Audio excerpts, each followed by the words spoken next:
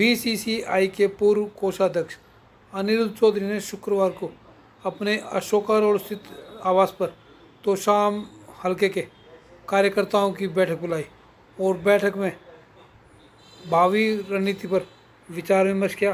क्योंकि विधानसभा के चुनाव बिल्कुल नज़दीक है, अगले 80 से 100 दिन के बीच विधानसभा के चुनाव होंगे। ऐसे में राजनीतिक रणनीति बनना लाजमी है, क्योंकि उनकी चाची किरण चौधरी पिछले दिनों कांग्रेस छोड़कर भाजपा में शामिल हो गई थी। भाजपा में शामिल होने के बाद कांग्रेस का मैदान खाली है। अनिरुद्ध चौधरी इस विधानसभा क्षेत्र से कांग्रेस टिकट के प्रबल दावेदार हैं।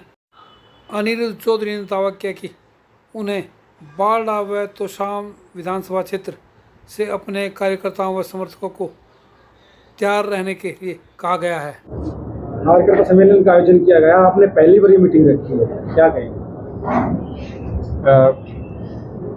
जिस तरीके से तोशाम हल्के से मेरे दादाजी के चाचा जी के जो पुराने साथी और उनके परिवार के युवा आज यहाँ उपस्थित हुए, मैं बहुत खुश हूँ जो उन्होंने मुझे प्यार दिया और उनको सपोर्ट करने के लिए आग्रह किया कि भी आप तोशाम से चुनाव लड़ो।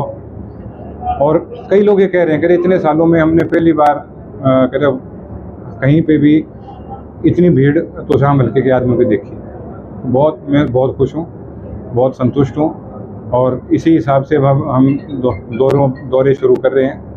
तो आज की शुरुआत बहुत अच्छी रही। तो आपने क्या रोड मैप तैयार किया है, किस तरह जनसंपर्क अभियान? जनसंपर्क अभियान तो मेरा पिछले 2 साल से चल रहा है और बाकी जो आगे अभी जो रोड मैप है वो पब्लिकली कहने का नहीं होता, पर जो सारे साथी हैं वो सब खुद अपनी टीम बना के हर जगह आप काम में लगे हुए हैं। तो और सारे बहुत एक्सपीरियंस्ड कार्यकर्ता हैं, इनको चुनाव लड़ना बहुत अच्छे से आता है, उस तरीके से काम विचार हुआ।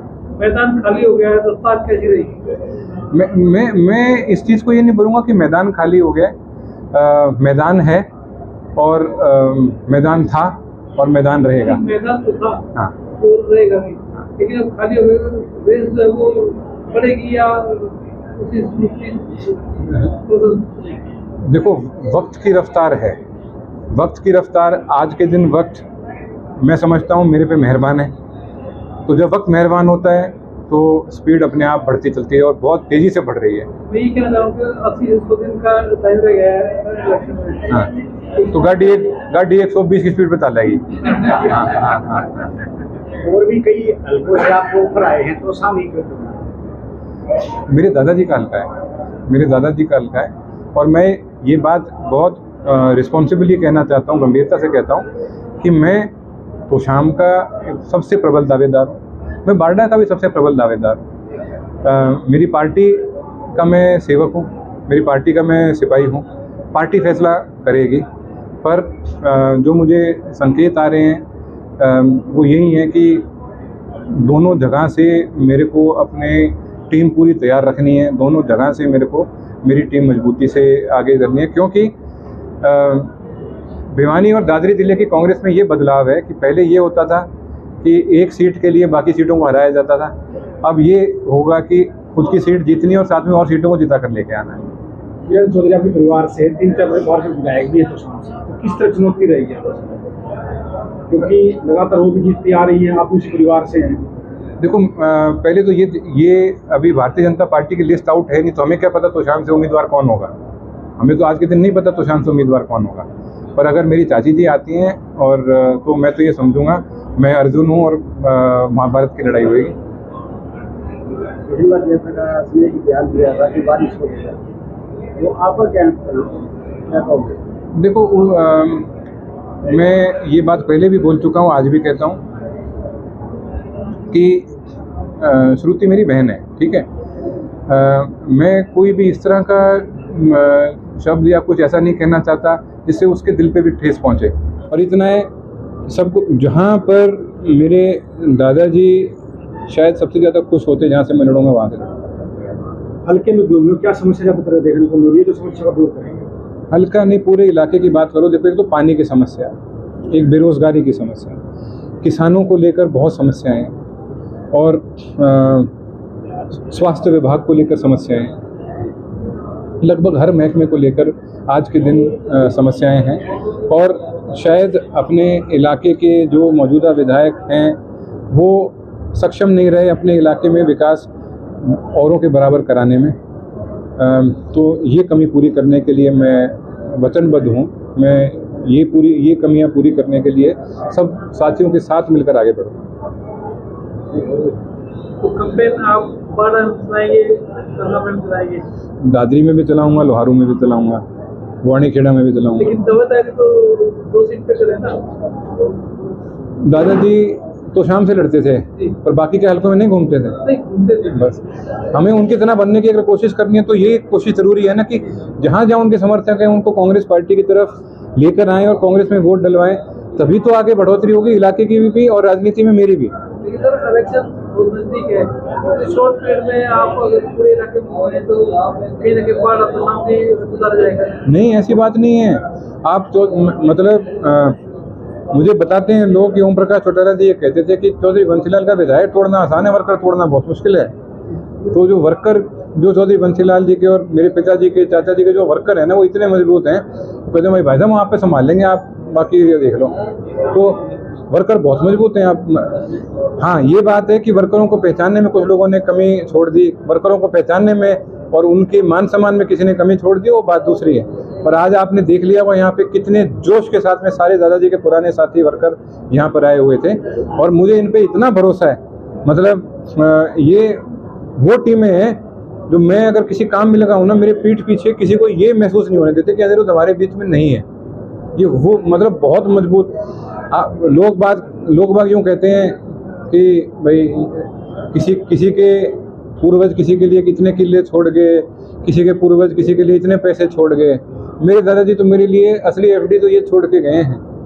तो मतलब इनका मुकाबला नहीं है। कुछ नए वर्कर जुड़े हैं पार्टी में, जैसे जेजेपी से, बीजेपी से, जी, उनके बारे में क्या कहना चाहोगे? नए वर्कर मैं कह रहा हूँ उनमें इतने हीरे मिले हैं जो पहले हमारे संपर्क में नहीं थे क्योंकि वो दूसरी पार्टी के प्रति समर्पित थे।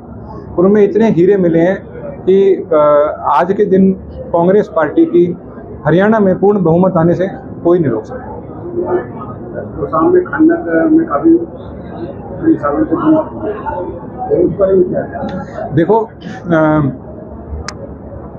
ये सारी चीज़ें, मेरा अपना मानना ये है कि वहाँ के बाढ़ चलने से होता है, उसमें सारा उस पर निर्भर है। तो एक इन्वायरमेंट के हिसाब से बैलेंस बनाकर वो काम चालू करवाना और मतलब चालू रखना बहुत ज़रूरी है, पर साथ के साथ में इन्वायरमेंट की और बाकी जो कानून है उनका उल्लंघन ना हो, इस बात का ध्यान रखना ज़रूरी है। तो बैलेंस बना के काम होना ज़रूरी है ताकि लोगों का रोजगार किसी हिसाब से डिस्टर्ब ना हो। विधायक तक है कि आगे तक है सर, आपकी सोच कहाँ तक है अगर आप विधायक बन जाते हो?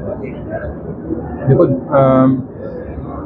मेरी सोच सिर्फ ये है कि पूरे हरियाणा में जो मेरे दादाजी चौधरी बंसीलाल जी के वर्कर और समर्थक हैं उनकी पहचान, उनका मान सम्मान और उनको साथ लेके आगे बढ़ना कि उनके किसी काम में कोई अड़चन नहीं है और उनको कहीं किसी और की तरफ देखने की ज़रूरत नहीं पड़े। उनको पता उनका भाई या बेटा बैठा है। मेरी ये सोच है, मेरी ये पहचान है। और खाना की बात मैं फिर कहूँ, लीगल तो काम वहाँ पे अभी भी चल ही रहा है और जो इलीगल है वो कोई भी चीज़ इलीगल कानून व्यवस्था, मेरे दादाजी का एक सबसे बड़ा ये चीज़ ये था, आते मतलब हफ्ते के अंदर कानून व्यवस्था हरियाणा की ठीक हो जाती थी। तो उसमें ये बात आती है इलीगल काम किसी हिसाब में नहीं होना चाहिए और काम कभी साथ देंगे भी। सर ज्वाइंट डिस्ट्रिक्ट के कई कंपनी 4 जोन में है, पानी की बहुत किल्लत है, तो कई जगह 4 जोन पानी है, तो इस समस्या का समाधान कैसे कर पाएंगे? देखो मैंने सबसे पहले ये बात बोली थी कि सबसे बड़ी समस्या पानी है। दूसरी चीज़ क्या है कि इसके लिए यहाँ पे सारा पानी चौधरी बंसीलाल जी लेके आए थे, पर अभी इस समय मौजूदा सरकार की कुछ नीतियाँ इस तरह की रही हैं कि दिक्कत हुई। जिस तरह खासतौर पे जो पाइप लाइन हर जगह करी है, ओपन नहर का सबसे बड़ा फ़ायदा ये था कि वो ग्राउंड वाटर को रिचार्ज करती हुई चलती थी। ठीक, अब जिसने भी ये फैसला लिया वो शायद किसी दफ्तर में बैठ के लिया होगा, उनको ज़मीनी हकीकत का आइडिया नहीं था इतना।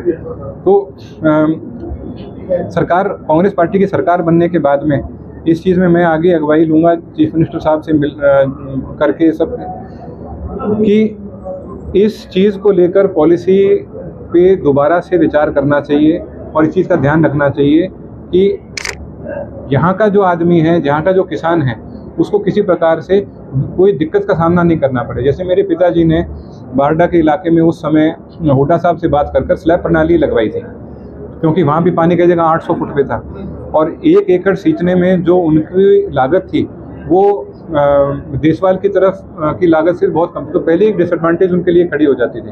तो जैसे उस स्लैब, तो इसलिए वहाँ स्लैब प्रणाली लगवाई थी। तो इसलिए इसी तरीके से सोच विचार कर अच्छे अच्छे दिमागों का इस्तेमाल कर इसमें एक नए तरीके से पॉलिसी लाने की ज़रूरत है, जो मेरा पूरा प्रयास रहेगा। सरकार में का तो पानी आ नहीं पाया, बताना है तो बागड़ा का पानी हरियाणा में मिलता है डिफरेंट एरिया में, तो उसका प्रॉपर डिस्ट्रीब्यूशन रहे तो समस्या का समाधान बिल्कुल संभव है, बिल्कुल संभव है। और इसके लिए यही प्रयास रहेंगे कि जब आप विधायक बन के जाते हो और भगवान करे आगे भी कुछ बने, तो उसमें आपकी कोई भी व्यक्ति है उसकी आवाज़ में तब दम आता है जब उसके पीछे लोग खड़े होते हैं। प्रजातंत्र में आज आपने देख लिया, मेरे पीछे लोग खड़े हैं और जब मैं आगे आवाज़ उठाऊंगा तो उस आवाज़ की मेरी आवाज़ नहीं होगी, जनता की आवाज़ होगी। और जब जनता की आवाज़ होगी तो उस समय तंत्र सुनने को मजबूर होता है। तो हम सबको साथ मिलकर तरीके से चलकर कानून व्यवस्था बनाते हुए हम इस चीज़ में जो हमारी सोच है उसको हम सही जगह पर रखकर मनाने की कोशिश करें। से सहमत नहीं हूँ, मैं उसके दावे को खारिज करता हूँ। नहीं पहुँचा टेल तक पानी, 4 महीने में एक बार पहुँचे उसको कोई मैं उस चीज़ को नहीं मानूंगा। तो ये तो वो वाली बात होगी कि मैं टेल पे एक मग्गा डाल के जाके गिराऊंगा, टेल तक पानी आ गया। आदमी को खेती के लिए पहुँचे तो सही पानी ठीक टाइम पे, तो उस चीज़ को माने, प्रयास करें, हम साथ देंगे उनका। हम तो चाहते हैं हमारे इलाके में, हमारी वो नीति नहीं है कि हम जो मौजूदा सरकार या कोई भी सरकार हो उसके मंत्री के साथ में सींग फंसा के खड़ा होना। हम तो एक ही चीज़ चाहते हैं, हमारे किसान को पानी मिलना चाहिए।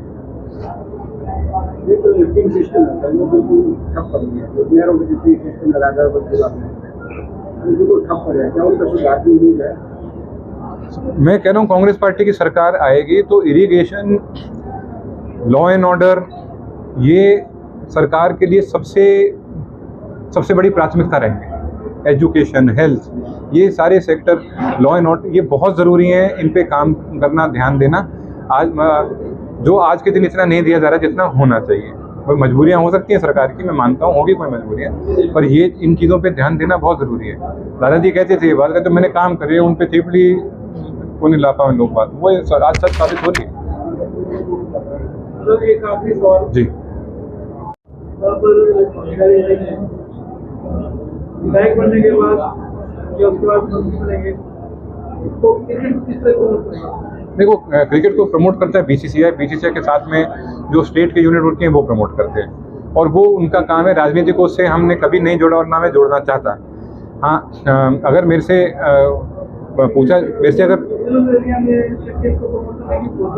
रूरल एरिया में क्रिकेट को प्रमोट किया जा रहा है, रूरल एरिया में आप देखें आज के दिन अलग अलग तरीके होते हैं प्रमोट करने के। आज के दिन आप देखें लगभग हर गांव में क्रिकेट का टूर्नामेंट होता है। तो हमने भी एक शुरुआत करी है जिसमें गांव की क्रिकेट को किस तरीके से इस तरीके से तब्दील किया जाए कि जो ऊपर के लेवल की क्रिकेट है उसमें फासला कम हो जाए। उसमें एक शुरुआत करी है, तो भगवान ने चाहे तो 1-2 साल के अंदर उसमें आपको रिजल्ट देखने को भी मिलेगा।